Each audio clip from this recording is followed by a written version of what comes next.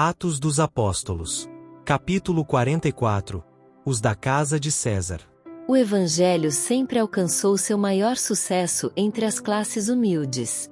Não são muitos os sábios segundo a carne, nem muitos os poderosos, nem muitos os nobres que são chamados. 1 Coríntios 1, verso 26.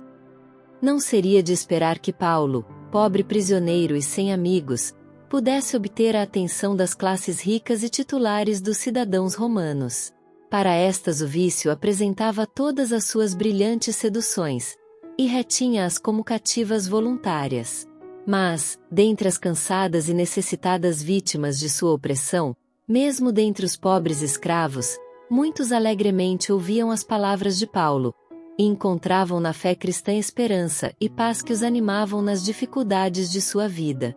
Todavia, conquanto o trabalho do apóstolo começasse com os humildes e modestos, sua influência se estendeu até atingir o próprio palácio do imperador.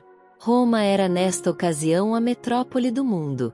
Os arrogantes Césares estavam dando leis a quase todas as nações da terra. Reis e cortesãos ou não tomavam conhecimento do humilde Nazareno, ou consideravam com ódio e desprezo. E contudo, em menos de 2 anos o Evangelho teve acesso da modesta casa do prisioneiro aos recintos imperiais.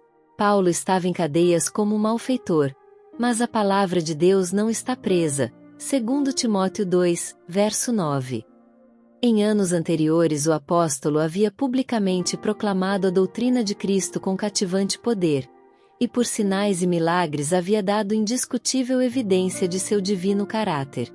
Com nobre firmeza levantara-se perante os sábios da Grécia, e por seu conhecimento e eloquência tinha feito silenciar os argumentos da altiva filosofia. Com indomita coragem estivera diante de reis e governadores, e falara da justiça, da temperança e do juízo vindouro, até que soberbos governadores estremeceram como se já contemplassem os terrores do dia de Deus. Tais oportunidades não lhe eram agora concedidas, confinado como se achava em sua própria residência, podendo pregar a verdade apenas aos que ali viessem. Não tinha, como Moisés e Arão, ordem divina para ir adiante de perversos reis, e em nome do grande eu sou repreendê-los por sua crueldade e opressão. No entanto, foi neste mesmo tempo, quando seus principais advogados estavam aparentemente separados do trabalho público, que o Evangelho alcançou grande vitória. Membros da própria casa do imperador foram acrescentados à igreja. Em nenhum lugar poderia haver uma atmosfera menos propícia ao cristianismo que na corte romana. Nero parecia ter apagado de sua alma o último vestígio do divino, e mesmo do humano, havendo recebido o ferrete de Satanás. Seus assistentes e cortesãos eram em geral do mesmo caráter que ele, violentos, envilecidos e corruptos. Segundo todas as aparências, seria impossível ao cristianismo firmar pé na corte e no palácio de Nero. Contudo, neste caso, como em muitos outros, ficou provada a veracidade da afirmação de Paulo de que as armas de sua milícia eram poderosas em Deus, para a destruição das fortalezas, segundo Coríntios 10, verso 4. Mesmo na casa de Nero foram ganhos troféus para a cruz. Dentre os vice-servidores de um soberano ainda mais vil, foram ganhos conversos os quais se tornaram filhos de Deus. Não eram eles cristãos secretamente, mas abertamente. Não se envergonhavam de sua fé. E por que meios foi conseguida a entrada e uma firme posição alcançada pelo cristianismo, onde sua simples admissão parecia impossível? Em sua epístola aos Filipenses, Paulo atribui à sua própria prisão seu sucesso em ganhar conversos da casa de Nero. Temendo que se pudesse pensar que suas aflições haviam impedido o progresso do Evangelho, assegurou-lhes: E quero, irmãos, que saibais que as coisas que me aconteceram contribuíram para maior proveito do Evangelho. Filipenses 1, verso 12. Logo que as igrejas cristãs souberam que Paulo deveria visitar Roma, tiveram a expectativa de um triunfo assinalado para o Evangelho nesta cidade. Paulo levara a verdade a muitas terras, proclamara-a em grandes cidades. Não poderia este campeão da fé ser bem-sucedido no conquistar almas para Cristo mesmo na metrópole do mundo? Mas suas esperanças se aniquilaram com a notícia de que Paulo fora a Roma como prisioneiro. Tinham confiantemente esperado ver o Evangelho, uma vez estabelecido naquele grande centro, estender-se rapidamente a todas as nações e tornar-se um poder predominante na terra. Quão grande foi a sua decepção! Falharam as expectativas humanas, mas não o propósito de Deus. Não pelos sermões de Paulo, mas pelas suas cadeias, foi a atenção da corte atraída para o cristianismo. Foi como um cativo que ele rompeu de tantas almas as cadeias que as mantinham na escravidão do pecado. E não foi só isto. Declarou: Muitos dos irmãos no Senhor, tomando ânimo com as minhas prisões, ousam falar a palavra mais confiadamente, sem temor. Filipenses 1, verso 14.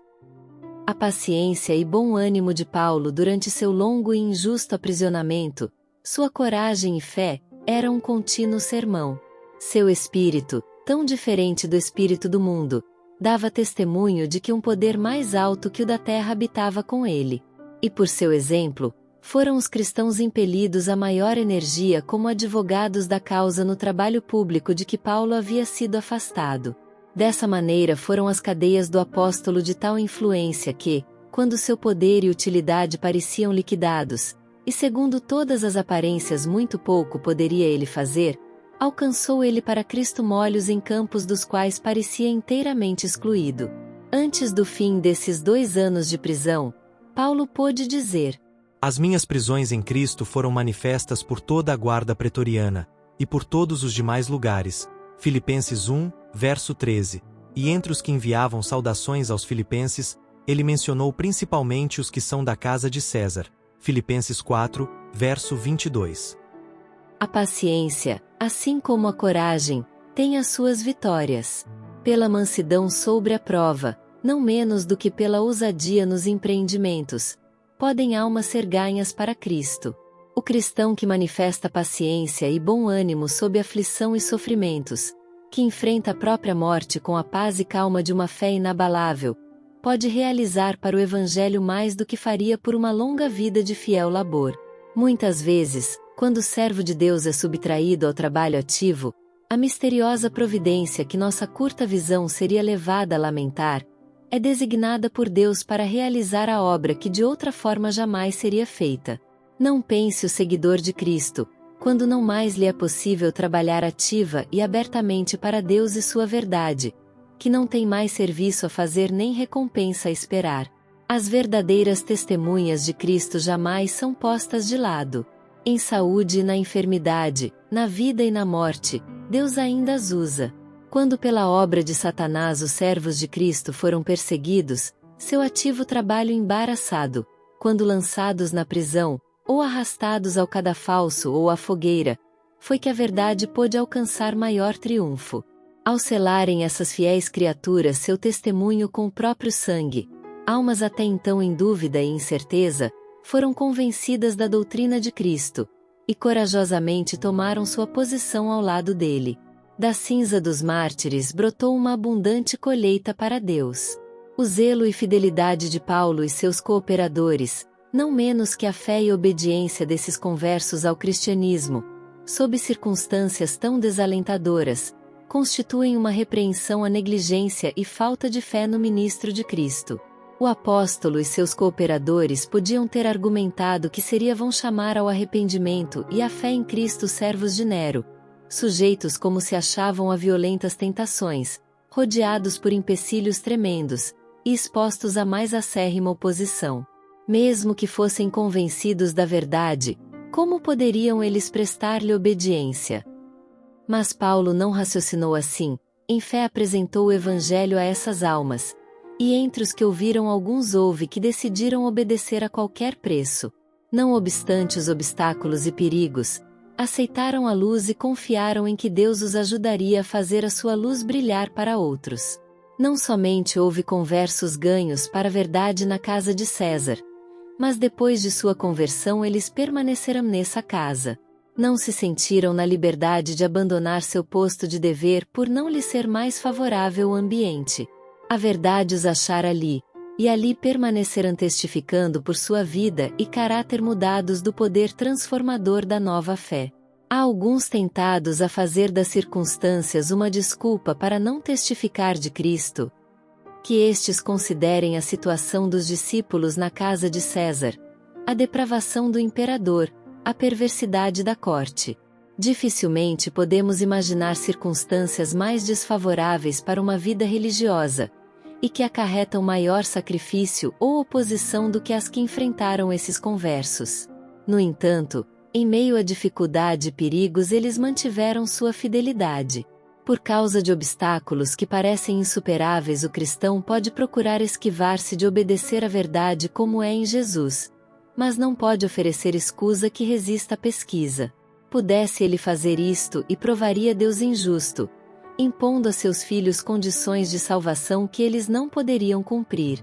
Aquele cujo coração está determinado a servir a Deus encontrará a oportunidade de testemunhar dele. As dificuldades não terão força para impedir aquele que está determinado a buscar primeiro o reino de Deus e sua justiça. Na força conquistada pela oração e estudo da palavra, ele buscará a virtude e abandonará o vício. Olhando para Jesus, o autor e consumador da fé, o qual suportou as contradições dos pecadores contra si mesmo, o crente voluntariamente encarará o escárnio e a irrisão. E são prometidos auxílio e graça suficientes para cada circunstância, por aquele cuja palavra é a verdade. Seus eternos braços envolvem a alma que se volta para ele em busca de auxílio. Em seu cuidado podemos descansar seguros, dizendo: No dia em que eu temer, hei de confiar em ti. Salmo 56, verso 3. Deus cumpre sua promessa para com todos aqueles que nele põem a sua confiança. Por seu próprio exemplo, o Salvador mostrou que seus seguidores podem estar no mundo sem todavia pertencer ao mundo. Ele veio, não para compartilhar de seus prazeres ilusórios e ser governado por seus costumes, ou seguir suas práticas, mas para fazer a vontade de seu Pai e buscar e salvar o perdido. Com esse objetivo em vista, o cristão pode permanecer incontaminado em qualquer meio. Quaisquer que sejam sua situação e circunstâncias, exaltada ou humilde, ele manifestará o poder da verdadeira religião na prática fiel do dever. Não é fora das provas, mas em meio a elas que o caráter cristão se desenvolve. O achar-se exposto à repulsa e oposição leva o seguidor de Cristo a maior vigilância e mais fervente oração ao poderoso ajudador. Severa prova resistida pela graça de Deus desenvolve a paciência, a vigilância, a resistência e uma profunda e permanente confiança em Deus. A vitória da fé cristã consiste em que ela capacita seu seguidor a sofrer e ser forte, a submeter-se e assim conquistar, a morrer em todo o tempo e contudo viver, a levar a cruz, e assim alcançar a coroa de glória.